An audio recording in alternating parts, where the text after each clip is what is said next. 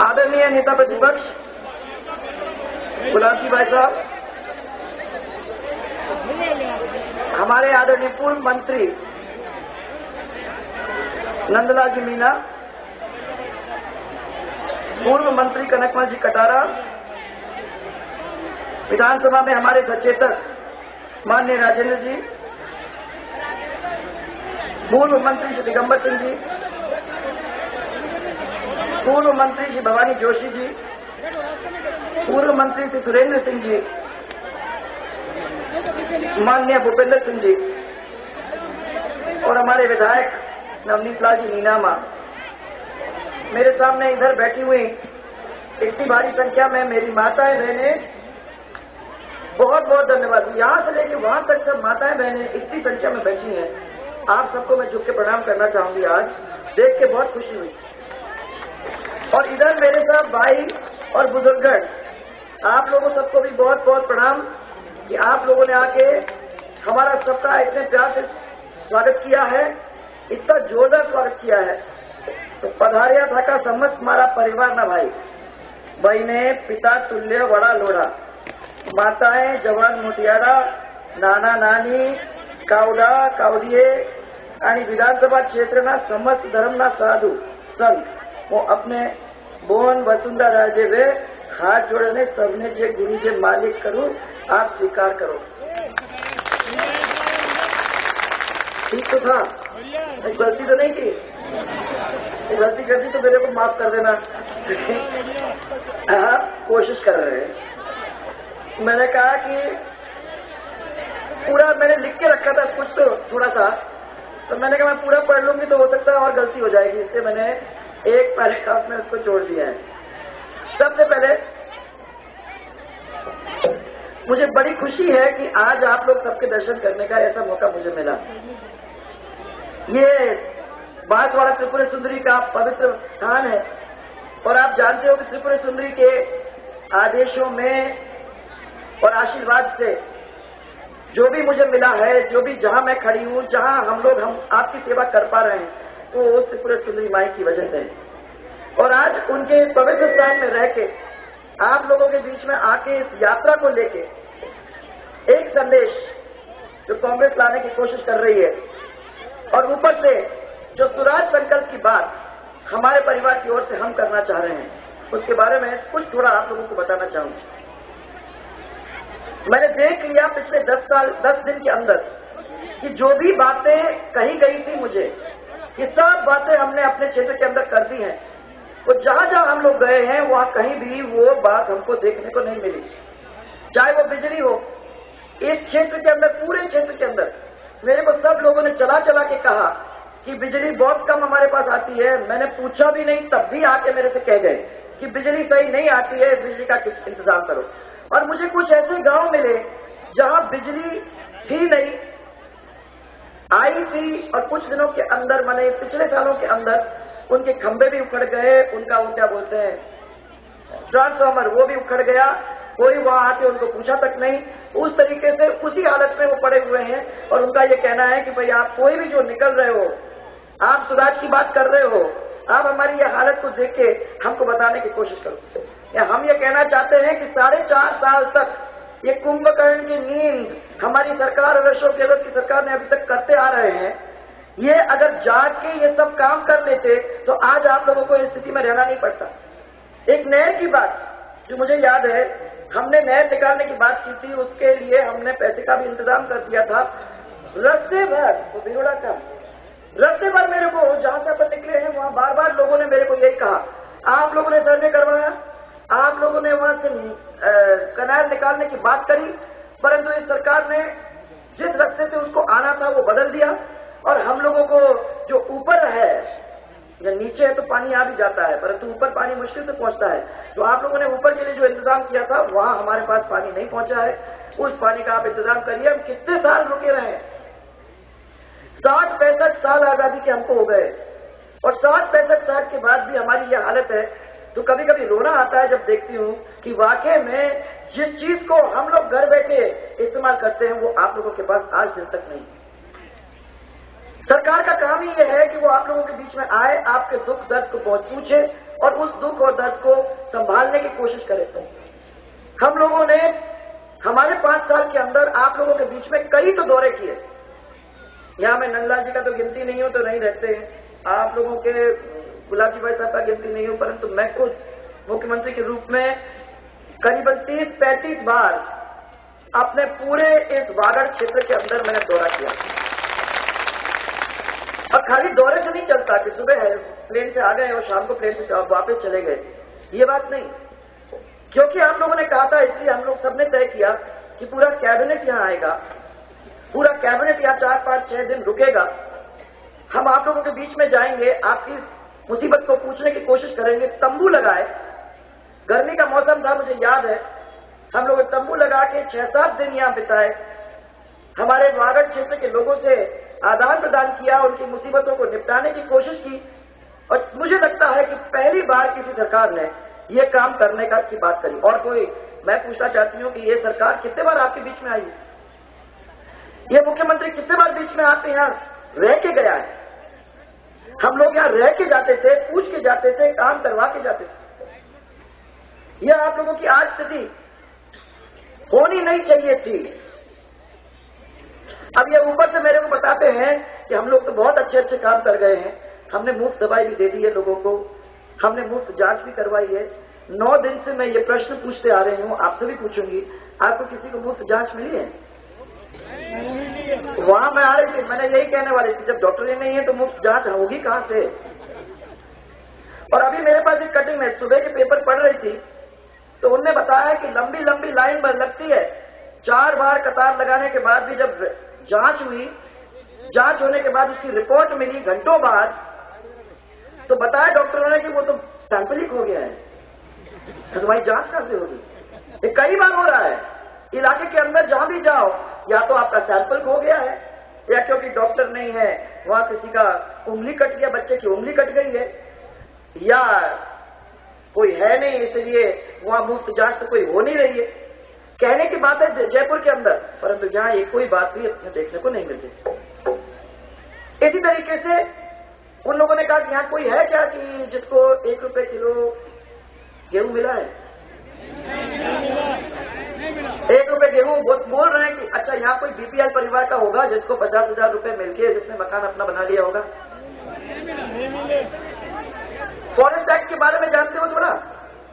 ये नया forest act जो इन्होंने अभी बनाया है, जो नियम बनाया है, उस नियम के अंतर्गत जनजाति का, जंगलात का जो नियम बनाया है, आपने बताया तो अभी जंगलात का नियम बना है, उसके बारे में थोड़ी सी जानकारी आपको है?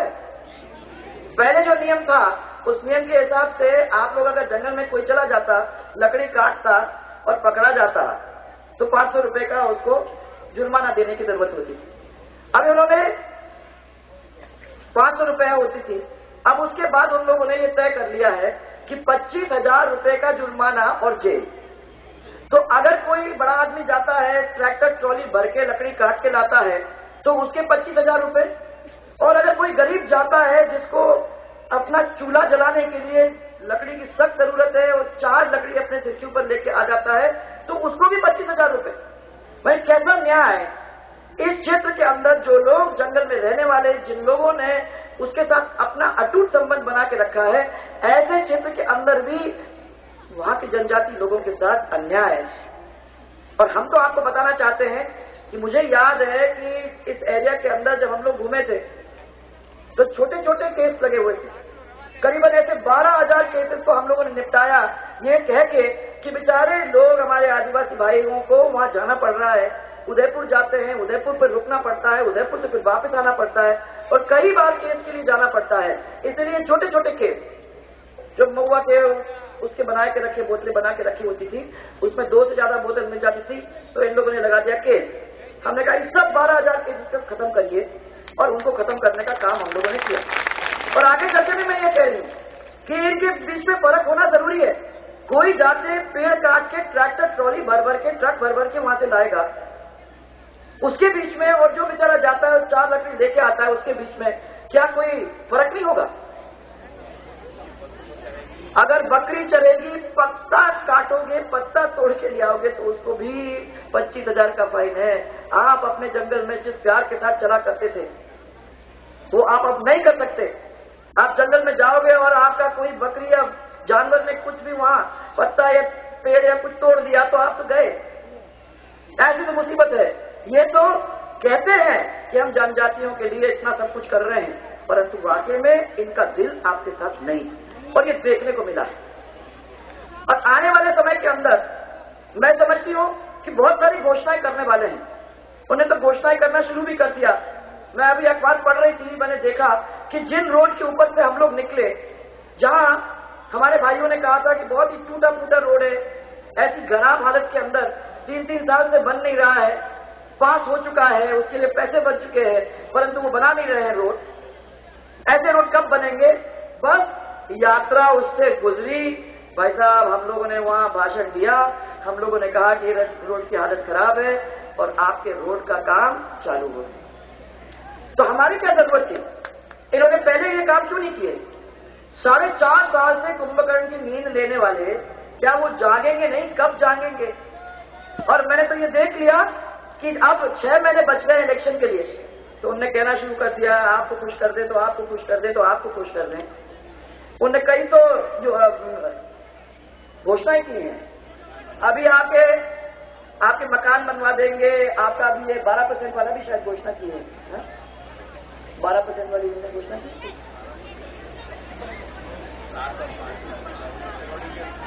7 और 5 का की घोषणा उन्होंने वो तो कर ही दी है। और ये सब कुछ होना नहीं है, ये सब चीजें अभी के लिए वैसे ही लिखा पढ़ी में छोड़ रखा है। इतने साल से नहीं कर पाए। सीएसपी क्षेत्र की मीटिंग आज दिन तक नहीं हो पाई। 6-6 महीने में कहते हैं कि होनी चाहिए मीटिंग। हम पूछना चाहते हैं कि 4.5 साल निकल गए, कितनी बार ये मीटिंग हुई? अब उनको लगा कि कहीं ऐसा ना हो कि इस क्षेत्र के लोग उठ के अपनी बात मनवाना चाहें, तो हम पहले से ही कहना शुरू करते कि टीएसपी की मीटिंग हो गई और टीएसपी की मीटिंग में हमने ये तय कर दिया और हम आपके लिए ये सब काम करने जा रहे हैं। काम कुछ नहीं होगा, कुछ नहीं होगा। 4.5 साल जो नहीं कर रहा है वो आगे चल के भी नहीं कर सकता है। और मैं यहाँ सब लोगों से पूछना चाहती हूँ, यहाँ बहुत सारे युवा बैठे होंगे, इन सब युवा से पूछूंगी कि कोई युवा रहा जिसको यहाँ नौकरी हमने अपने समय में नहीं दी? सबको नौकरी दी थी। 10 लाख बच्चों को पूरे राजस्थान के अंदर नौकरी मिली। एमए थे, बीएड थे, वो क्या कहते हैं आपके इंजीनियरिंग वाले थे, ये सब लोगों ने अपनी अपनी डिग्री लेके आज 4.5 साल से यहीं बैठे हुए हैं, उनको नौकरी नहीं मिल रही। सरकार ने नौकरी बनाई और नौकरी दी तो 50,000 नौकरी बड़ी मुश्किल से, और हम लोगों के समय में 10 लाख इतना फर्क था। अगर 5 साल के अंदर 10 लाख नौकरी मिल सकती थी तो 4.5 साल में थोड़ा सा मेहनत कर लेते तो मैं समझती हूँ कि बहुत सारा कुछ काम हो जाता है। महंगाई आसमान को छू रही है। ये माताएं बहनें, आपको सिलेंडर आसानी से मिल जाता है, जिसके पास है उसको मिलता है क्या? सब लाख में मिलता है। और चाय पत्ती के दाम, सिलेंडर के दाम, पेट्रोल के दाम, बिजली के दाम, आपके डीजल के दाम, डीएपी के दाम, खाद के दाम, नाम दो, हर चीज के दाम बढ़ चुके हैं। जो भी बाजार में जाता है बेचारा आदमी परेशान होकर आता है। किसान से हम लोग बात करते तो कहते हैं कि हमारी ना तो बिजली मिलती है, ना हमारे पानी का इंतजाम है, खाद बड़ी मुश्किल से मिलता है, समय पे नहीं मिलता है, बीज नकली, जब मिले तब नकली। और ऐसी स्थिति के अंदर हम किसानों को किस तरीके से अपनी जिंदगी निकालने की कोशिश होती है वो आप समझिए। आंध्र प्रदेश के अंदर तो आत्महत्या ही नहीं, महाराष्ट्र के अंदर आत्महत्या ही नहीं, राजस्थान के अंदर कभी नहीं हुई थी, क्योंकि ऐसी स्थिति कभी राजस्थान के अंदर हुई नहीं। परंतु पहली बार राजस्थान के किसान भी आत्महत्या करने पे उतर रहे हैं। ये कहां से कितनी विचित्र स्थिति आप लोगों के साथ हो गई। अब ये सब चीजों को अगर हम लोगों को ठीक करना है, अभी अभी मैंने एक और पढ़ा, आज अखबार में पढ़ रही थी, उनमें ये कोई खेल परिषद है, उस खेल परिषद के अंदर इन्होंने ये कह दिया कि हम पुरस्कार देते हैं, तो अब पुरस्कार हम उन्हीं लोगों को देंगे, वो अच्छे बच्चे होंगे जो अच्छा खेल खेलते हैं, ऐसे लोगों को पुरस्कृत करेंगे।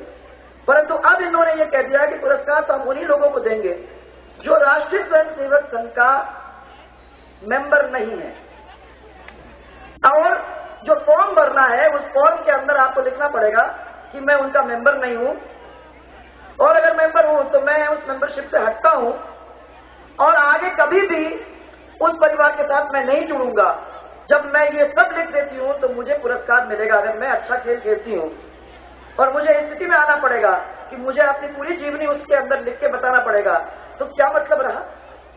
और जिन लोगों ने देश के लिए इतना अच्छा काम किया है, जो लोग चल के मेहनत करते हैं, जो लोग क्षेत्र को आगे बढ़ाने की कोशिश करते हैं, अगर उन लोगों के साथ ही ऐसी बात होगी तो मैं समझती हूँ कि बहुत ही लोगों के साथ धोखा की बात है। आज आप लोग सब यहाँ बैठे हुए हो, मैं आप सबको ये विश्वास दिलाना चाहती हूँ कि भारतीय जनता पार्टी की जब भी सरकारें बनी तो उन लोगों ने लोगों को अपना परिवार मान के, अपने साथ जोड़ के और उनको आगे ले जाने की कोशिश की। चाहे नरेंद्र मोदी ने गुजरात के अंदर 15 साल मिले उनको, तो 15 साल के अंदर देश के और दुनिया के नक्शे पे गुजरात को लेकर छोड़ दिया। इसी तरीके से मध्य प्रदेश के अंदर और छत्तीसगढ़ के अंदर आपने देखा वो दोनों chief minister Bharatiya Janata party के, उन लोगों ने देश के अंदर हमारे दोनों मध्य प्रदेश और छत्तीसगढ़ को नक्शे पे लाके रख दिया। राजस्थान की स्थिति 5 साल पहले जब हम लोगों की सरकार थी, तो उस समय जब सरकार मिली तो ये प्रदेश बीमारू माना जाता था, बिल्कुल ही गट में पड़ा था। किस मुश्किल से हम लोगों ने उसको निकाला, किस मुश्किल से हम लोगों ने उसको पैर पे खड़ा किया। तो 5 साल के अंदर पूरा तो हम लोगों ने बदलाव लाने की यहाँ कोशिश करके और राजस्थान को ऐसी स्थिति में लाके खड़ा कर दिया कि कुछ ही दिन के अंदर राजस्थान भी अग्रणी प्रदेशों के अंदर भी आ सकता था। परंतु पिछले 5 साल के अंदर यही रोना रोने का, हमारे पास पैसा नहीं है, जब भी कोई पूछे उनसे हमारे पास पैसा नहीं है, अब वहां जयपुर में बैठे रहने का और ये कहने का कि मैं बहुत अच्छे काम कर रहा हूँ, बहुत अच्छे काम कर रहा हूँ, और जब समय मिले तो मेरे ऊपर घूम के, जब उनको लगता है कि जनता पूछेगी कि ये काम क्यों नहीं हुआ, तो मेरे ऊपर निशाना लगा के और मेरे ऊपर कहने की जरूरत कि भाई ये ऐसी है वैसी है। मैंने उनको बार बार यही कहा सबको कि आप हमारी तरफ निशाना करने के बजाय आप राजस्थान को आगे बढ़ाने की बात करो, हमारा एक नया राजस्थान, उसका एक नया नक्शा बनाने की बात करो। और जो जो काम भारतीय जनता पार्टी ने इतने छोटे समय के अंदर किया है, क्या आप इसको आगे नहीं कर सकते हो? और मैं आपको ये बताना चाहती हूँ कि चीफ इंजीनियर का जो आपका अभी अगस्त 2009 में उन्होंने हटा दिया, भारतीय जनता पार्टी के इस क्षेत्र के अंदर बनाया गया था, उसको उठा के माई का पूरा ऑफिस उठा के उन्होंने जाके अपने उदयपुर के अंदर छोड़ दिया। मैं देख रही हूँ कि हमने जो भूगड़ा कनाल की बात की थी, उस भूगड़ा कनाल को भी वैसे के वैसे जैसा होना चाहिए था वैसा नहीं हुआ। उसी तरीके से हम लोगों ने 178 गांव के अंदर सड़क को जोड़ा था, करीबन 500 किलोमीटर सड़क जुड़े और 450 राजीव गांधी पाठशालाओं को हमने प्राथमिक विद्यालयों के अंदर परिवर्तित किया था। 71 तो सेकेंडरी स्कूल बने थे, 17 हायर सेकेंडरी स्कूल बने थे और बोरीबंद सिंचाई परियोजना जिसमें 5 करोड़ रुपए हमने लगाए थे, वो सिंचाई योजना भी आपकी यहाँ पूरी हुई। केशव बाड़ी योजना एक हमारी बहुत अच्छी योजना थी। हम लोगों ने ये तय किया था कि जो जो लोग किसान 2.5 लाख रुपए लेके और आगे अपना कुआं बनाना चाहते हैं, ऐसे लोगों को पैसा दिया जाए और उस क्षेत्र के अंदर उनकी मदद की जाए ताकि वो कुएं अपने बना सकें, और साथ में उनको टेम्पररी कनेक्शन भी दी जाए ताकि उस समय के अंदर उनको अपने फसल के लिए जरूरत होगी तो वो टेम्पररी कनेक्शन को इस्तेमाल कर सकते हैं। इस तरीके से 17 ग्राम पंचायतों के अंदर जल योजनाओं का उत्साहन हम लोगों ने किया। ऐसे काम जब हमारी सरकार कर सकती थी तो मुझे आज इस गांव से निकलने की जरूरत ही नहीं होती। जो गांव के लोग आके मेरे को सड़क पे कहते हैं कि साहब हमें पानी पीने का कोई जायजा रास्ता नहीं है, हम लोगों को दूर जाना पड़ता है माताओं बहनों को कुएं में पानी भरने को, अरे हमारे लिए एक हैंडपंप का इंतजाम कर दो। कितनी शर्म की बात है कि आज उसको हैंडपंप के पीछे, एक हैंडपंप के पीछे सड़क के ऊपर रुक के हमको रोना पड़ रहा है। बहुत बुरा लगा जब देखा मैंने, और मैंने उन लोगों को कहा देखिए कितनी छोटी बात है, उसको नोट किया है, हम लोग आगे चल के जहाँ मदद कर सकते हैं वहाँ मदद करने की पूरी कोशिश करेंगे। समय आ गया है, मैं समझती हूँ आप लोगों ने कांग्रेस को बहुत मदद करी। 60-65 साल उनका राज रहा है, एक परिवार का राज रहा है। अब वो समय आ गया है कि आप लोगों को सबको एक साथ मिलके ये तय कर लेना है कि हम उनका भला करेंगे कि अपना खुद का भला करेंगे। इस प्रदेश के अंदर अब समय आ गया है जब नौजवान अपने पैर पे खड़े होकर कहेगा अब बस। माता बहनें अब खड़े होकर कहेंगी कि हम लोग सुरक्षित नहीं है, हमें ऐसे सरकार के अंदर रहना नहीं है, अब खत्म करो, अब नई सरकार आएगी।